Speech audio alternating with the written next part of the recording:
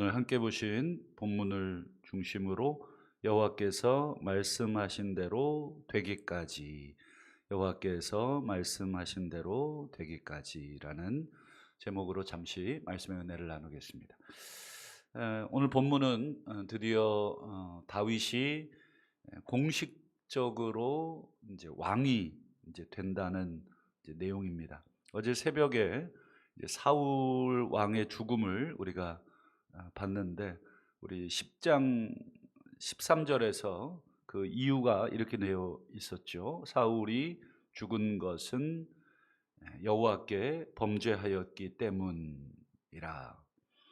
물론 공식적으로는 이제 길보아 전투라고 알려진 이 길보아 산에서 공식적으로 죽었다, 이렇게 기록은 세계사에서 하겠습니다만, 하나님의 책에서는 하나님께 범죄했기 때문이다, 이렇게 기록이 되어 있는 것이죠. 사울의 일생을 쭉 한번 되돌아보면 사울이 어떤 범죄를 했는가. 사울이 왕이 된 후에 치룬 첫 번째 전쟁이 사무엘상 13장에 나와 있는데 블레셋과의 전투였습니다. 블레셋. 당시에 이제 철기 문화를 처음으로 시작했던 아주 강력한 민족이었죠. 전부 다 이제 짝대기 들고 싸울 때 쇳덩어리 들고 싸운.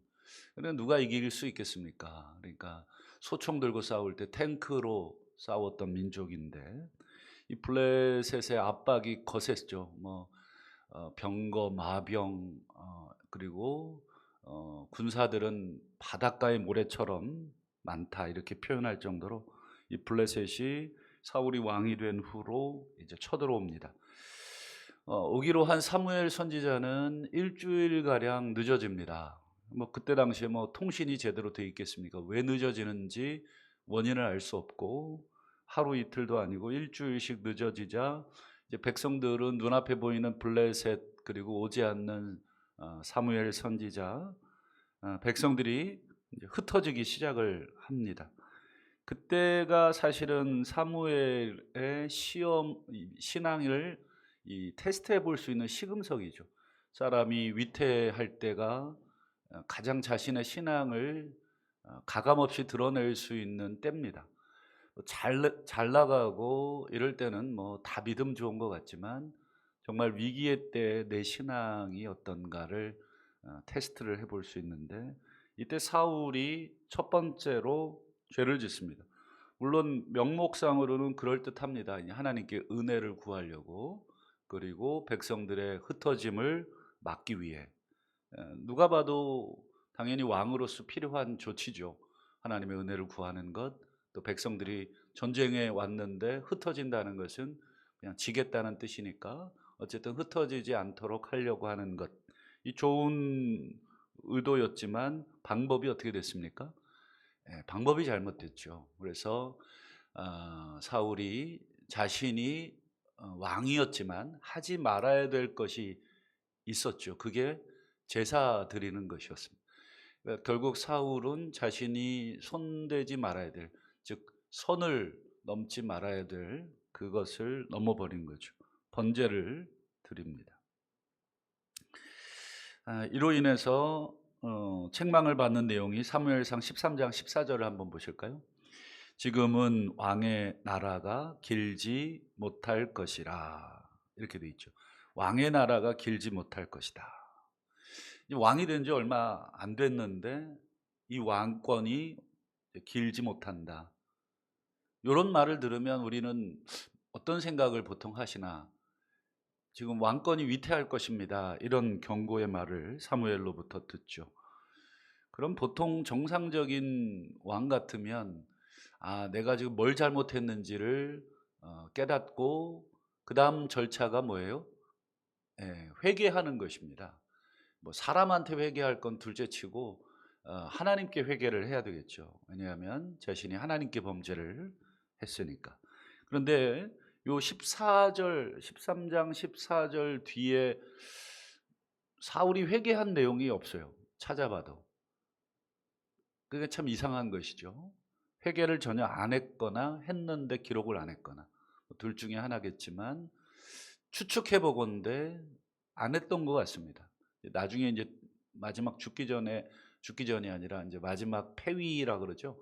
이제 폐위를 선언당할 때는 명목상으로라도 회개한다는 말을 하는데 여기는 그런 내용이 없어요. 그냥 집으로 가버려요. 이런 책망을 듣고 가버립니다. 사실 이게 더 문제죠.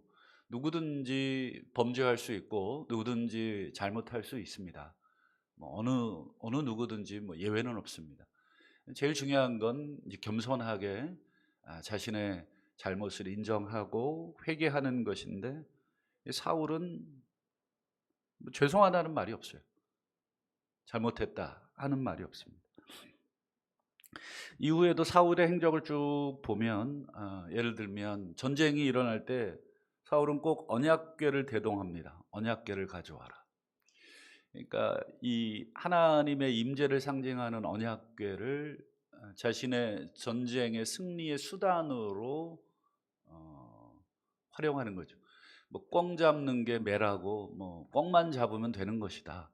이런 생각을 했는지 모르겠지만 어쨌든 이 언약궤 그 당시에 고대 근동의 전쟁은 밑에서 사람과 사람의 전쟁이지만 하늘에서는 자신들이 섬기는 신과 신들의 싸움이었습니다. 그래서 반드시 전쟁이 끝나면 상대방 신의 신상을 가져다가 자신들이 섬기는 그 신전에 바치는 게 전쟁의 마지막 관습입니다.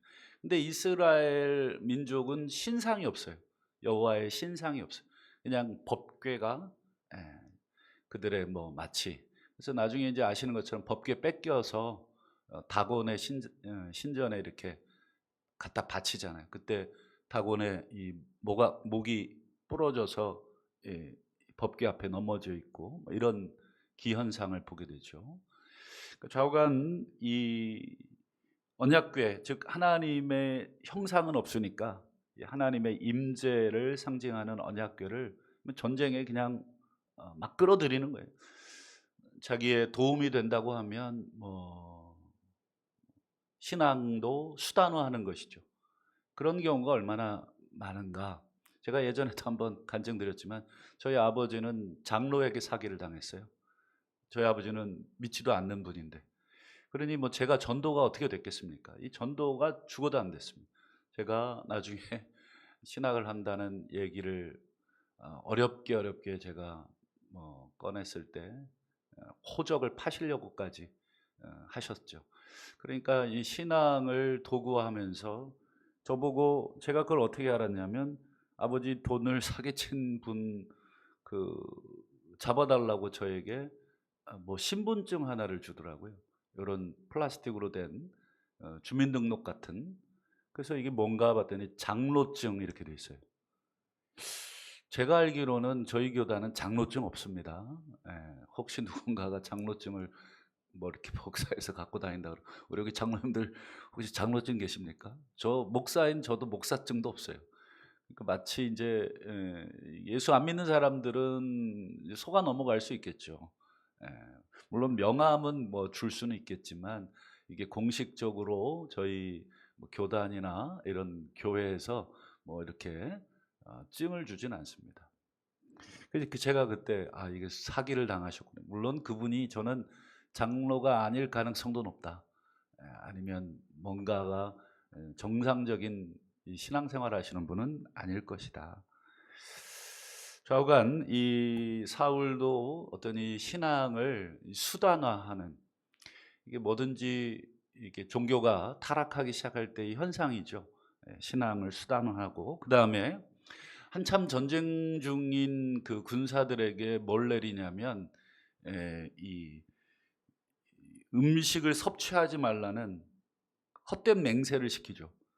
이게 이제 전쟁 총사령관이잖아요. 그러니까 한참 전쟁을 수행하는데 음식 섭취를 안 한다. 물론 하루 정도는 싸울 수 있겠지만 그 무거운 갑옷과 전쟁 도구를 들고 또 체력이 얼마나 소진이 됩니까? 그러니까 이게 헛된 맹세를 시킴으로 인해서 다들 막 기진맥진하죠. 그런 일들도 분별력이 전혀 없는 그런 모습들. 그런데 더 놀라운 게 있어요. 이 사울이 계속 이 분별력이 없는 행동, 또 신앙을 자신의 어떤 승리의 수단으로 도구화하는 것들, 그럼에도 불구하고 하나님이 사울에게 계속 은혜를 베푸시는 듯한 그런 기록들이 나옵니다. 한번 보시면 14장, 사무엘상 14장 23절과 47절을 한번 화면을 통해서 보실까요? 요런 이야기들이 지금 앞에 있었고, 그다음 보시면 여호와께서 그날에 이스라엘을 구원하셨다. 그러니까 이런 일들을 하는데도 하나님이 구원하시는, 그다음에 47절에 보면 사울이 왕위에 오른 후에 향하는 곳마다 이겼다. 이상합니다. 이 자기 마음대로 번제 드리고 회개하지도 않고 언약궤를 수단화하고 또 전쟁 중인 군사들에게 음식 섭취를 금하게 하는 분별력 없는 맹세를 시키는 등 이런 일들을 하고 있는 사울인데, 하나님이 계속해서 이게 승승장구죠. 승승장구시키는 모습. 이걸 뭐라고 표현해야 되겠습니까? 야, 이렇게 해도 잘 되네. 내가 뭐 번제 드려도 뭐 괜찮네. 내가 뭐 언약궤를 뭐 전쟁터에 갖다 놔도 뭐 계속 이기네. 이게 이제 자신을 돌아볼 수 있는 지혜가 상당히 이제 부족한 것입니다. 야, 내가 이렇게 했는데도 이렇게 잘 돼. 이상하다. 하나님이 내게 은혜를 주시나, 내게 기회를 주시나, 이렇게 생각을 해야 되는데 내가 지금 잘못하고 있는데도 잘 되고 있네. 그러면 이게 참 해석해야 되는 거잖아요. 자신의 모습을. 내가 지금 번제를 드렸는데, 혼이 났는데 뭐 내 삶은 계속 잘 되고, 뭐 이런 모습들. 지혜로운 자의 마음은 잔칫집이 아니라 초상집에 있다. 그러니까 잔칫집은 늘 흥겨운 거죠. 잘 되니까. 초상집은 죽음을 생각하고 자신의 끝을 생각하고, 아, 내가 이러다가 죽을 수 있지. 내가 이러다가 혼날 수 있지. 이런 생각을 하는 게 지혜자의 마음인데, 이 사울의 모습은 이 잔치집에 있는 자의 마음과 같은 모습이고, 전혀 자신의 이 과거의 모습과 지금 현재의 결과물이 일치하지 않는데, 그러니까 신앙이 없거나 아니면 신앙이 있다고 치더라도 이게 지금 불일치하고 있는 그런 모습이죠. 사울의 왕위가 이제 끝난 가장 결정적인 사건은 여러분 잘 아시는 대로 아멜렉과의 전투입니다. 아말렉이죠. 아말렉과의 전투. 하나님이 특별하게 내가 출애굽 때 아말렉이 이스라엘 백성들을 어떻게 괴롭혔는지를 하나님이 기억을 하고 계신 거예요. 몇 년이나 지났냐면 400년이나 더 지난 사건이에요. 400년이나 지난 사건을 하나님이 꺼집어내서 내가 아말렉을 천하에서 그 이름을 지워버리겠다. 사울아, 네가 그 400년 전의 일을 이제 시행해라. 이게 이제 아주 중요한 그 이제 전쟁인 거죠. 근데 이 사울이 이 영적인 분별력을 잃어버리니까 이 중요성을 잃어버리는 것입니다. 이게 뭐 그냥 승승장구하고 있고 뭐 어떻게든지 간에 이기게 하시니까 이번 전쟁도 뭐 크게 개의치 않은 거예요. 하나님이 어떻게 하시라고 한 것에 대해서 그냥 자신의 과거의 관성처럼 습관처럼 한 것이죠. 그래서 이겼어요.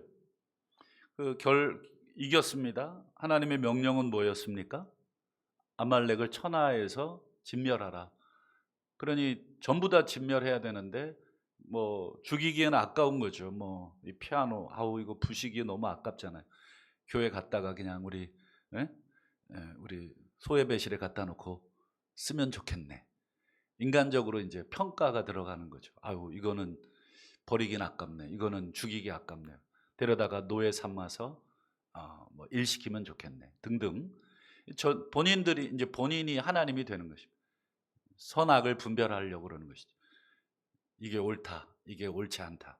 그러면서 본인이 직접 하나님이 돼서 이건 진멸해, 이건 진멸하지 마. 그래서 성경은 이렇게 돼 있죠. 예, 가치 없는 것은 진멸하고 본인이 판단하는 것입니다. 그러니까 이미 하나님이 되어 있는 것입니다. 그리고는 더 놀라운 게 이 아말렉과의 전투에서 승리하고는 자신을 위한 기념비를 세웁니다. 우리 왜 왕들이 업적을 이렇게 해서 기념비 해가지고 뭐 이렇게 쫙 적어 놓잖아요.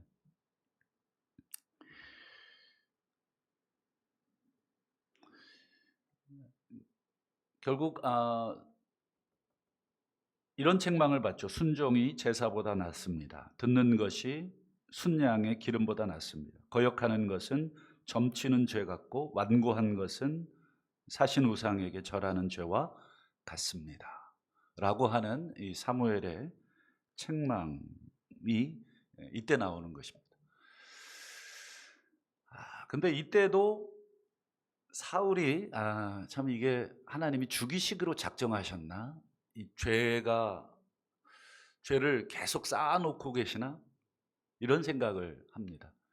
하나님이 사람을 오래 참으시지만 그 죄를 계속 이렇게 쌓아놓으시는 그런 모습들.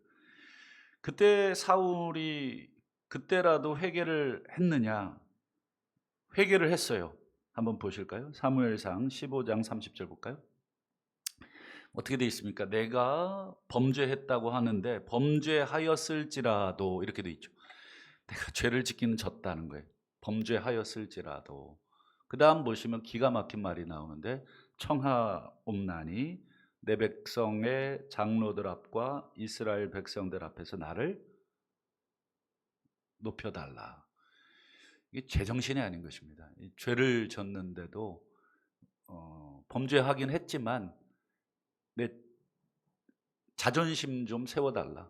내 면 좀 세워달라. 여러분 지금 이게 하나님이 오래 참으시니까 하나님이 잘못을 해도 승승장구하게 하시니까 하나님을 두려워함이 전혀 없는 거예요. 뭐 어느 정신 나간 목사처럼, 목사도 아니죠. 뭐 하나님 까불면 뭐 죽어 뭐 이런, 이게 하나님이 그냥 놔두시니까 정신을 못 차리는 그런 경우들, 뭐 그런 사람들이 많죠. 뭐 저도 마찬가지고.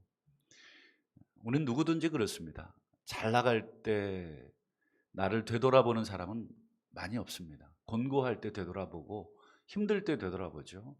내가 잘 나가고 뭐 이러는데 내가 뭘 잘못했나? 이렇게 생각하는 사람은 별로 없습니다.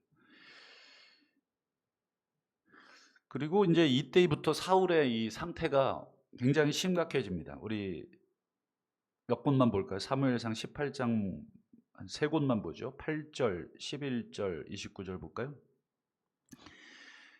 이렇게 되어 있습니다. 사울의 심적인 상태를 묘사를 하고 있어요.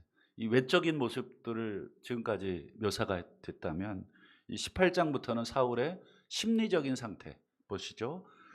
그 말에 불쾌해하고 심히 노하고. 여러분 누군가의 말에 불쾌하고 노했다는 것은 물론 그 말이 공격적이었고 그 말이 뭐 나의 뭐 자존심을 건드려서 그럴 수 있지만 요 문맥적으로는 사울의 자존심을 건드린 게 아니에요. 그냥 스스로가 그렇게 된 것입니다. 스스로.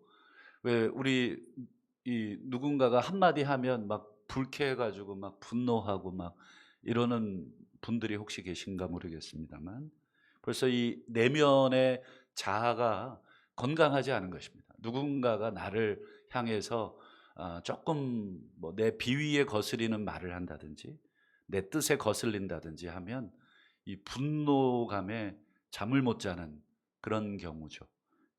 11절도 보실까요? 뭐라고 하냐면 내가 다윗을 벽에 박으리라. 죽여버리겠다. 이게 분노와 불쾌감이 살인으로 이제 이어지는 이 심리적인 상태. 그리고 29절 보면 죽이려고 했던 다윗을 또 두려워합니다. 다윗을 향해 분노하고 그다음에 죽여버리겠다 그러고 불쾌해하면서 동시에 또 두려움을 느끼는데 더욱이라는 이 두 개의 부사가 겹쳐서 사용되니까 이게 이제 여기 정확하게 나오진 않지만 악령이 여기에 이제 역사하고 있는 것을 기록해 주고 있습니다. 그리고는 평생에 다윗의 대적이 됐다. 이게 참 영적인 분별력이 없으니까 하나님이 다윗과 함께 하고 있다는 것을 보질 못하는 거예요. 우리도 왜 하나님이 함께하는 사람이 보이십니까? 하나님이 함께하는 사람이 보이면 그 사람과 친구가 되셔야 돼요. 그런데 이게 분별력이 없고 개인의 어떤 감정이 앞서다 보니까 이게 이제 대적이 되려고 그러고 죽이려고 그러고 불쾌해하고 이런 모습들. 이게 이제 자기 객관화가 잘 안 되는 것이죠. 그래서 내가 내 죄를 보고 상대방의 어떤 이 모습을 보고 비교하면서 누가 옳은지 그른지, 그러니까 뭐든지 다 내가 옳은 거예요. 영적으로 이게 막히면 다 내가 옳은 것입니다. 다 틀렸습니다. 여러분 지금 우리 그런 분 하나 보고 계시죠? 지금 재판받고 있는데 본인이 지금 무슨 일을 하고 있는지 지금 3살짜리 아이도 보고 있는데 뭐 이 야당의 폭거에 계엄령으로 맞설 수 있다고, 자신에게 주어진 대통령의 모든 권한을 다 쓸 수 있다면서 그건 자기의 권한이라고. 근데 이제 법이 정한 그 틀이 있잖아요. 그 틀 안에서 쓸 수 있는 것이지 그걸 초월해서 쓸 수 있는 것은 아닌데, 이게 이제 사울과 비슷한 것입니다. 지금 다윗을 죽여버리겠다. 물론 왕이니까 뭐 그 권한으로 군대를 총동원해서 지금 다윗 하나 이잡듯이 뒤졌잖아요. 그러니까 뭐 지금으로 말하면 계엄령을 선포한 것입니다. 체포조 만들어서 체포한 것이죠. 정신이 없는 거예요. 그러니까 하나님이 기름 부은 더군다나 다윗을 보질 못하니까 이렇게 되는 것입니다. 그래서 결국 사울을 하나님이 죽이셨는데, 여러분 성경을 잘 읽어보시면 사울이 누구 손에 죽은 줄 아십니까? 뭐 그냥 전쟁에서 죽었다 이렇게만 이해하시지 마시고 사울은 아말렉 사람에 의해서 죽습니다. 아말렉 사람에 의해서 죽었다는 게 무슨 뜻이겠습니까? 아말렉을 진멸하라는 그 전쟁에서 아말렉을 진멸하지 않자 하나님이 아말렉 사람을 통해서 사울을 죽이시는, 소위 말해서 이 정말 우리에게 많은 것들을 보여주시는 그런 것이죠. 이것이 사울이 죽게 된 그의 범죄의 여정이라 그럴까요? 여정입니다. 한번 우리 자신을 되돌아 보셔야 되겠습니다. 우리가 사람이 보기에는 자기의 행동이 다 의롭지만 여호와께서는 그 심령을 감찰하시고 그 마음의 동기도 보시고 여러 가지들을 보시는데, 우리 겉으로 드러나는 어떤 그런 결과만이 아니라 우리가 하나님 앞에서 우리의 중심이 어떤가, 우리 자신을 보고, 그 다음 이제 본문 11장 3절 오늘 본문을 보실까요? 그들이 다윗에게 기름을 부어 이스라엘 왕 삼았다. 그리고는 뒤에 이 사족처럼 이 각주를 답니다. 왕이 됐는데 이는 여호와께서 사무엘을 통하여 전하신 말씀대로였더라, 이렇게 되어 있습니다. 사무엘을 통해서 전하신 말씀이 다윗의 나이가 한 15살쯤 됐을 거예요. 5살, 고등학교, 중학교 15살, 16살쯤 됐을 겁니다. 왜냐하면 아직 전쟁에 나가지는 못해요. 전쟁에 나가려면 20세가 넘어야 되는데 다윗은 형들은 다 전쟁터에 있을 때 자기는 전쟁터에 못 나갑니다. 그러니까 10대 소년이었고, 그때 다윗 골리앗과 싸울 때가 어쨌든 10대 후반쯤 됐을 것으로 추정합니다. 그리고는 이제 다윗이 30살에 왕이 됩니다. 30에 왕이 되니까 최대한 잡아도 15년, 최소한으로 잡아도 한 12, 13년. 그러니까 하나님이 사무엘을 통해서 다윗에게 기름을 부어서 이스라엘의 왕으로 내정을 했지만 진짜 왕이 되기까지는 최대 15년 정도가 걸린 것입니다. 오늘 말씀의 제목이 여호와께서 말씀하신 대로 되기까지라고 제가 말씀을 드렸어요. 하나님이 말씀하시면 바로 되는 경우도 있지만 다윗의 경우는 15년 걸린 것이죠. 15년.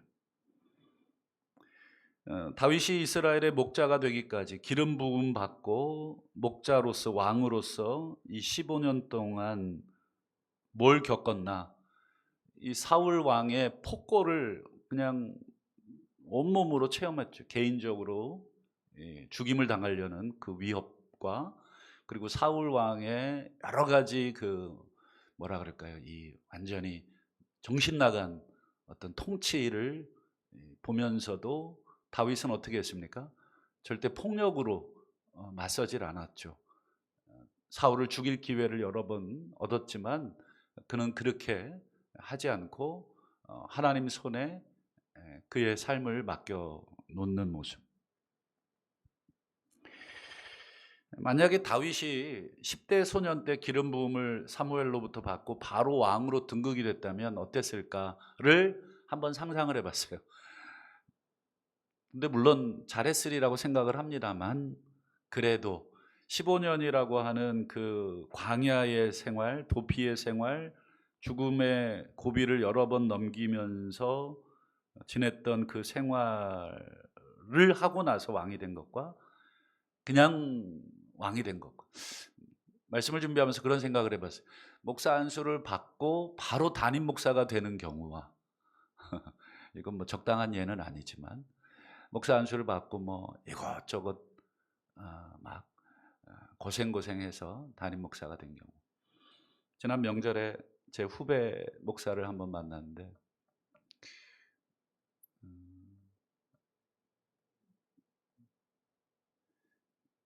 두 번의 큰 아픔이 이제 목회에 있었어요. 두 번의 큰 아픔이 목회에 있었고 이번에 이제 새롭게 간 교회에 이제 한번 방문을 해서 만남을 가졌는데 그 사모님이 참 믿음이 좋으시더라고요.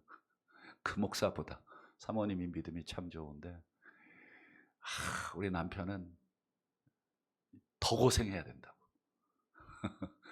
이 고생이 꼭 필요한 사람이었다고. 너무 고생 없이 컸다는 거예요. 그래서 조금 어려우면 굉장히 정서적으로 힘들어하고 낙심하고 하나님이 그 연단의 과정을 잘 겪게 하셨다는.